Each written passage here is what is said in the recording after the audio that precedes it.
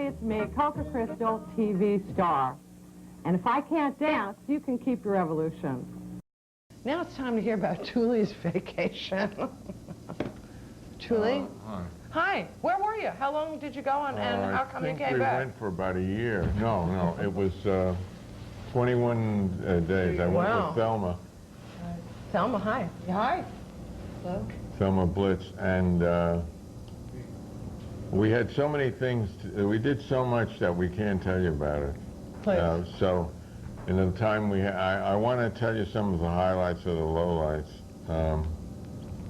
Okay. We were mostly in Holland. We were in Holland and in London. Uh-huh. This is a picture of Mordechai Vanunu. Right. And there's a picket line every Sunday near the Israeli embassy. You can't get quite to him. And remind our viewers who he is. Yeah, I'm going to tell you that. And I'm going to give you an address for people who are interested in, because he's been sort of hocked away there. On October 1st, last October, Vanunu started his 8th year in solitary. In September 1986, Mordechai Vanunu disclosed to the world that Israel had secretly produced 100 to 200 nuclear warheads. Before the publication of this information in the Sunday Times, Vanunu was kidnapped by Israeli agents. He was convicted of treason and espionage at a secret trial in Israel and sentenced to 18 years imprisonment. We found out that there are other people who were actually secretly in jail for many years, for 15 years in Israel, put there by the Mossad and accused of spying and all kinds of stuff. So that's not a great country for civil liberties. As a matter of fact, you might wonder why we're concerned about one person, Vanunu, when Israel has thousands of political prisoners. Well, why? Well, we're concerned about the others too, but okay. This guy in particular was he didn't hurt anybody, he was trying to stop people from being hurt. And this is where he ends up. And what can people do about it? In Europe, the European Parliament, 20 Nobel laureates, members of the English Parliament, famous actors and personalities in England have all come to his defense. In America, nothing.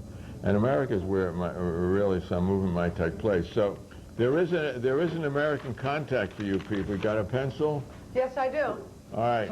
Everyone else get a pencil. All right. And the contact is Sam Day, D-A-Y. He's former editor of the Bulletin of Atomic Scientists. That's Sam Day.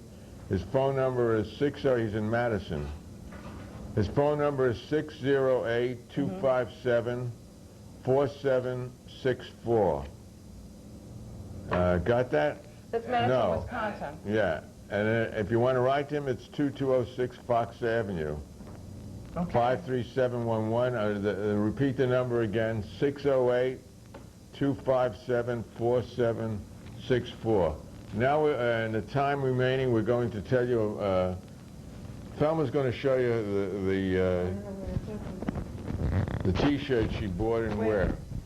In London? In London. London still hasn't forgotten when near Charing Cross. So they sort of turned this into a rock T-shirt, and it's called Hitler, the European Tour, and they listed all his engagements, the ones that were canceled, the ones that were kept. Yeah, the Russian one was canceled, right? Yeah. And the right. British invasion. We the British thought tour. it was a rather droll T-shirt. It is. Yeah. Right.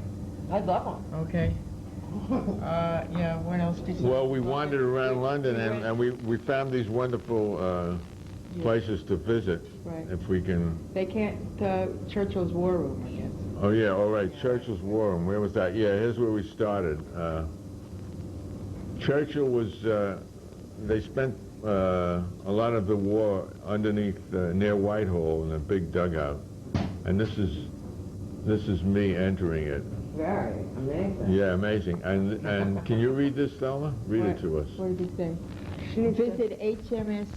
Visit HMS Belfast, Europe's only surviving Second World War cruiser. Fun for kids. Fascinating for adults. Open 7 days a week from 10 a.m. Yeah, I'm sure you all want to go. Right. Next card, please.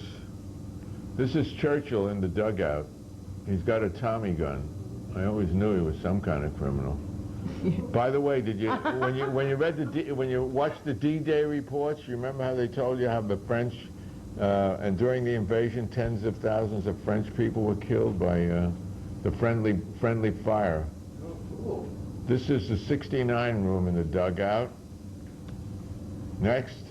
Oh, this is the horse guards right near Whitehall. If you look closely in this corner, you can't. Well, in one of the corners, it's concealed. There's a pile of horse shit right here. A long pile. It's hard to see because we were afraid to go close. We were afraid that the horse guards would cut us to pieces with the sword that they hold all the time. But the horse shit is there, folks. That's the British Empire. It's right behind the nice guy with the beautiful sword. And he hardly ever gets it dirty except when he stabs someone, you know. You remember how they used to do that? Now they have better bombs. They don't have to be that crude. Here's another close-up, yeah. Right here, there's a long trail of horse shit. I swear to God. That's very interesting to us. Yeah, it is. And I don't think they clean it. They don't clean it every day. They don't clean it until the crowd. Now here's for our last shot. We visited the Jewish section, and what does it say? It says soup kitchen. Soup kitchen, and on the other side it tells you it's out. It's for the Jewish poor. Oh. And that's me, part of the Jewish poor. See, I'm holding out my hand. Unfortunately, it's been closed. But I could have used some soup. And that concludes our European tour. Hi. What is this? Well, everyone asked Barry for our T-shirts.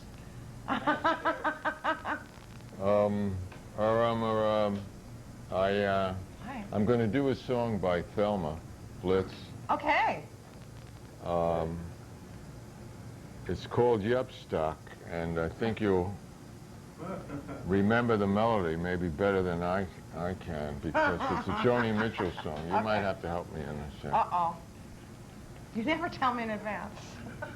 I didn't know I was going to do it. Okay. I came upon an aging yup. He was jogging along the road, and I asked him, "Where are you going?" And this he told me, "Oh, I'm going on down to Socrates. I'm going to hear a lot of rock and roll bands. I'm going to spend about $50,000 to try to get my soul free. We are starstruck. We are gold mines. And we've got to buy our way back to the garden. Well, I will jog beside you. I have come here to lose my job, as I feel I am a blob who just now lives for earning. Well, maybe I can find a girlfriend, or maybe I can just get laid. I can't get high, but I can buy a lot of T-shirts, or CDs, posters, postcards, designer condoms, free Fat Ben & Jerry's, and win maybe a complimentary AIDS test. We are starstruck. We are gold mines. And we've got to buy our way back to the garden. Oh, by the time I got to Yupstock, we were half a century old, and everywhere was a fool's gold and an alien nation. And I dreamed I saw Jimi Hendrix smashing his guitar in the sky, singing, "Hey, let your freak flags fly. What is this shit, motherfucker? We are star-fucked.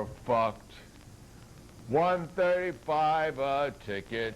We are gold mines."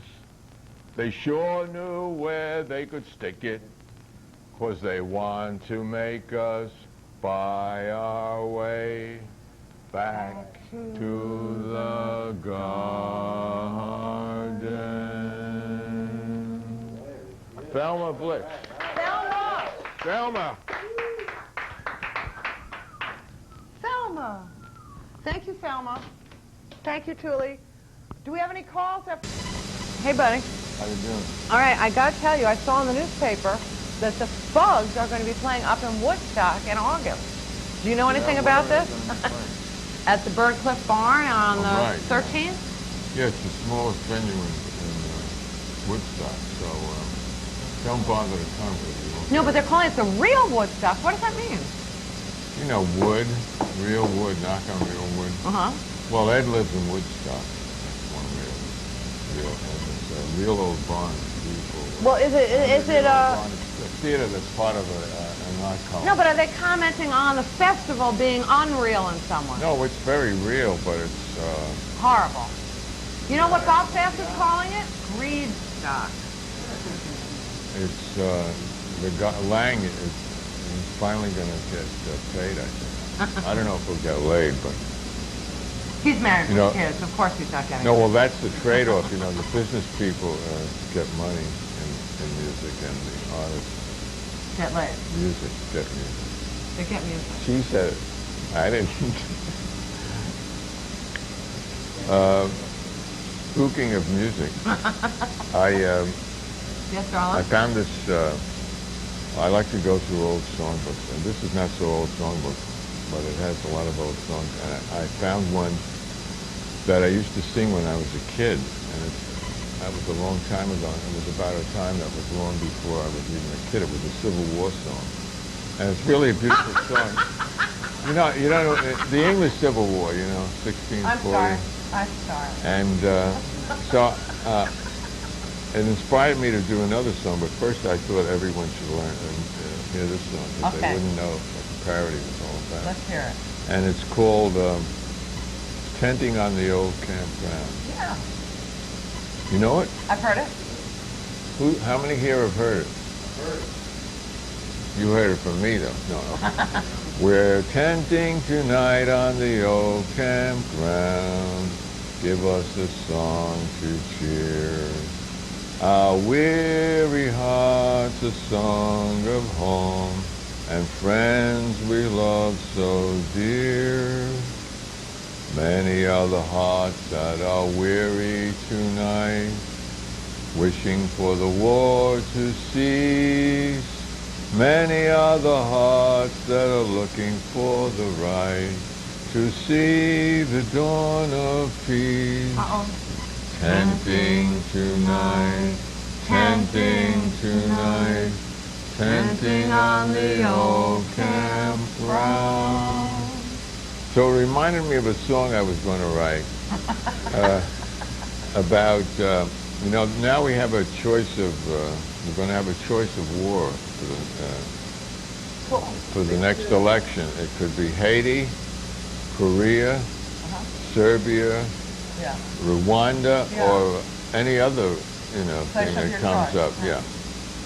And this is called Clinton's Lead. That means song, or Clinton's Lied? Oh, no. It's called Tenting on the Old Middle Ground. Oh. And it has some abbreviations here that no one will know. ADA was, The American Dental Association. that's what it used to be, but yeah, no, that's what it is now. Right. But it was the Americans for Democratic Action, a group founded in the 50s.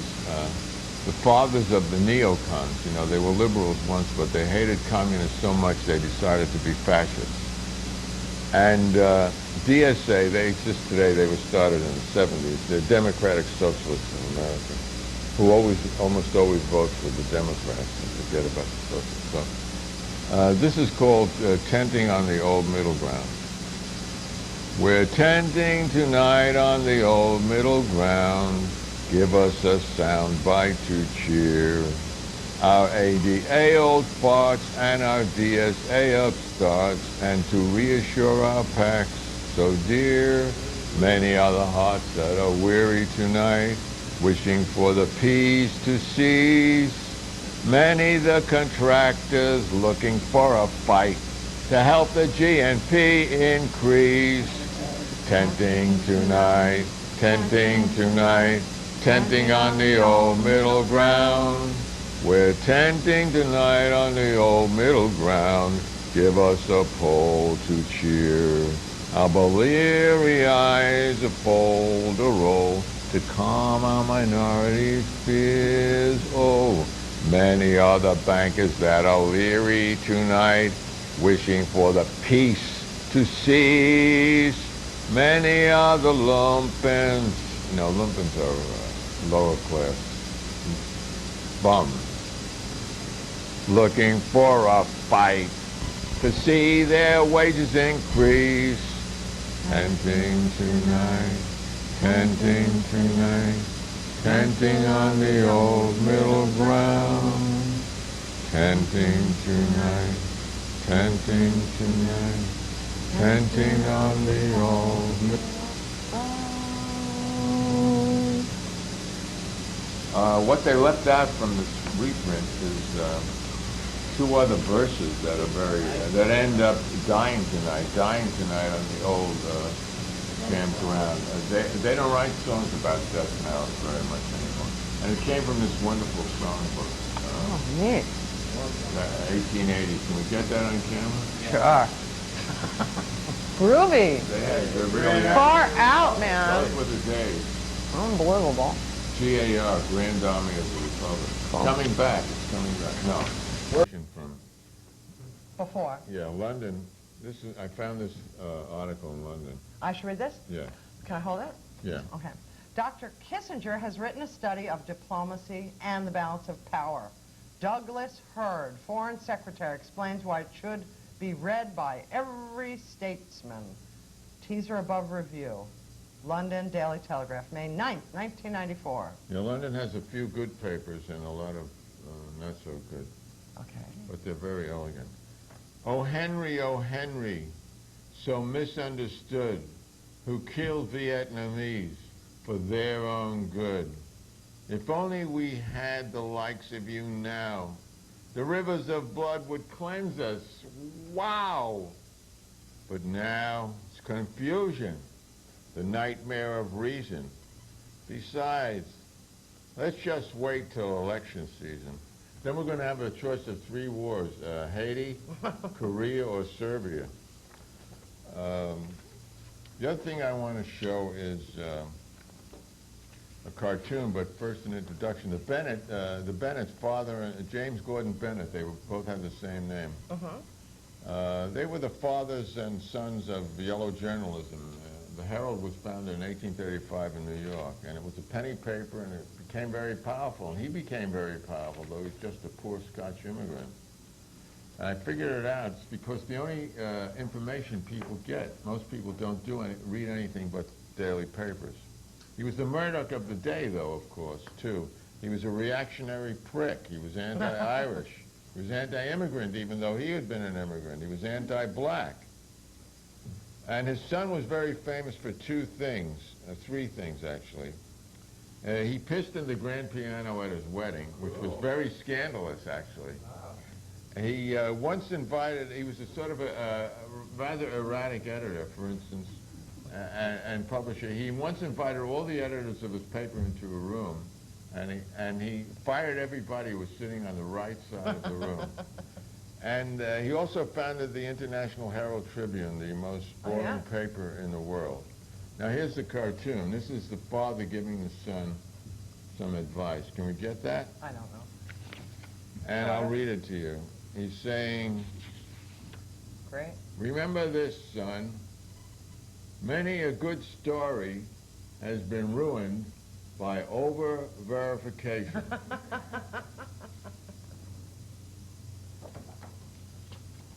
Oh, Thank you. thank you, Tuli Kupferberg. All right, now we're going to do time 4. Toodles A. Kupferberg. Or, I shouldn't make fun of your name, I'm sorry. Tuli Kupferberg, because some of these people don't know you. They've never seen you before. So here he is, Tuli Kupferberg. All right. Hi. No, no, no, no. I'm doing a new series of cartoons and collages called Great Moments in the History of Journalism. Okay. Can we show this one? Yeah, I think we can see it, practically see it. I'm going to do the guy, and you can do that in the right sort of soft tone of voice. What do you mean, no free speech? You want to make your opinions known? A page in the New York Times, only $18,720. Some kind of asshole. And this just in. If you want to get a single four-color Sunday magazine page, you know, that's the best spot. It's only $47,155. You pay a little more, but, you know. All right, let me try mine again soft. Some kind of asshole. Very good. Very good. If we ever do that again, you'll have I'm it down hired, I perfect. know, I'm sure. I'm sorry. I don't do soft. Here, can you do this? Can you do this part? Yeah, I can. Well, let's see. Here we have another great moment in the history of journalism. Oh no, how did that? Oh, no, we don't want to see that again. Okay. Mrs. Benlux, would you like to tell our vast audience from Hispalis to Antioquia how it felt to see your son torn apart by lions this afternoon at the Circus Maximus?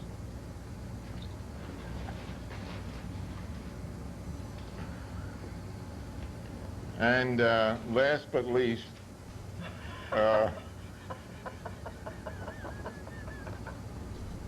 I don't know how many of you know Abe Rosenthal. This is a picture of how he was the managing editor of the New York Times. This is at the beginning of his reign. He was the kind of guy who was he would be called a neocon, you know, liberal who turned conservative, but he was never liberal. So I don't know what you'd call him. The first days he became managing editor, he fired Clyde Haberman, who was a student reporter from CCNY, because in his reporting on the commencement exercises, he put in an award. There were columns and columns of award. He put in a false award, the Lady Brett Award, for one who did the most for the handicapped. Now, if you know your Hemingway, I don't know which book it was. Sun Also Rises, yeah. Thank you. I think she tried to help out an impotent man.